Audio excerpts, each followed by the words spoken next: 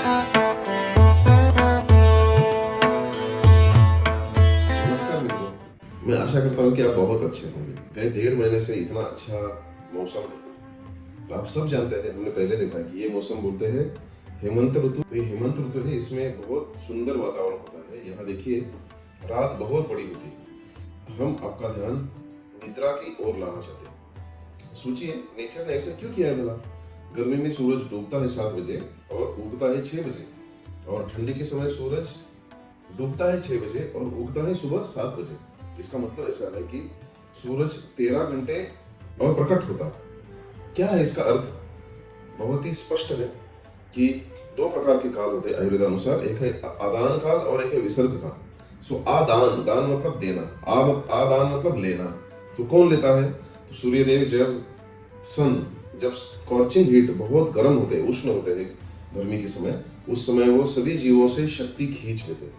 और ये विसर्ग काल, सर्ग का मतलब होता है निर्माण, सृजन। तो सृजन शब्द से विसर्ग बोलते हैं। तो विसर्ग मतलब देना। तो कौन देता है? सूरज अपने से लेते नहीं है और चंद्रमा अपने को देते हैं। रात के समय चंद्रमा से सभी जीवों को शक्ति प्रदान होती है, उनके अंदर औषधि गुण बढ़ जाते हैं। तो यही तत्व है। इसके अनुसार ये 13 घंटे की जो रात है, नेचर ने हमें इसको सोने के लिए दिया है।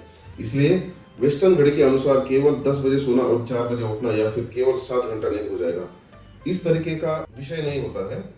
आयुर्वेद के अनुसार जब रात बड़ी है, उसका मतलब वो सोने के लिए दिया है। और ये 3 महीने में विसर्ग, नई नई तत्वों का शरीर में निर्माण होता है। जो भी कुछ टॉक्सिन्स बने हैं, जो ऊतियाँ या सेल्स अपनी कमजोर हो चुकी है, उनका रिजुवेनेशन इस समय होता है।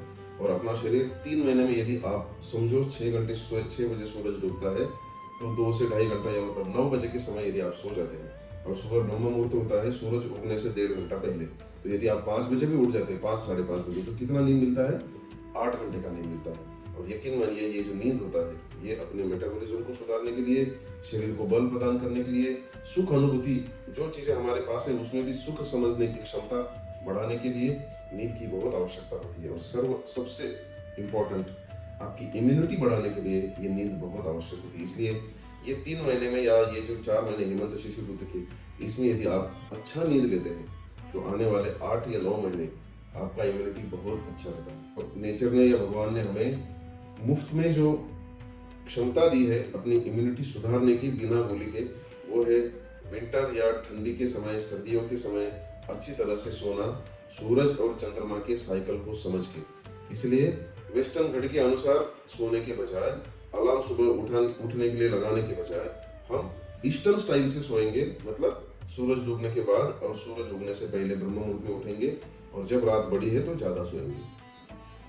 तो इस ऐसे निद्रा यदि आप लेते हैं, तो काफी हद तक बीमारियां, सबसे पहले इन्फ्लेमेशन आपके शरीर के अंदर का बहुत अच्छे तरीके से कम होता है। क्योंकि इन्फ्लेमेशन या आम, अग्नि मांद्य आयुर्वेद बोलते हैं उसको, तो जो अग्नि बिगड़ता है, जिससे आम बनता है, जो इंटरमीडिएट मेटाबॉलिक प्रोडक्ट, स्टिकी चीज के जैसा एक सफेद पदार्थ बनता है शरीर में, वो सभी बीमारियों का कारण होता है। और वही पदार्थ अंदरूनी त्वचा को इन्फ्लेम्ड कर देता है, मतलब सुझा देता है, क्योंकि वो एक जगह से दूसरी जगह पे स्मूथली सरकता नहीं है। तो उसको यहाँ से वहाँ सरकाने के लिए बॉडी को बहुत मशक्कत करनी पड़ती है, और इस मशक्कत का नाम ही इन्फ्लेमेशन है मॉडर्न लैंग्वेज में। तो ये इन्फ्लेमेशन दूर करने के लिए सबसे आसान और मुफ्त तरीका आपके पास है, वो है अच्छे तरीके से रात को सोना।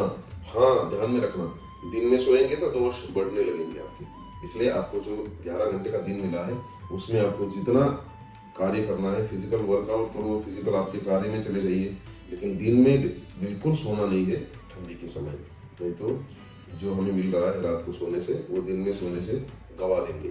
इसलिए ये निद्रा देवी का संपूर्ण संकल्पना है। ये आप सब लोगों को, भारत में जन्मे हुए या भारत के बाहर जन्मे हुए सभी लोगों को ये जानना बहुत आवश्यक है।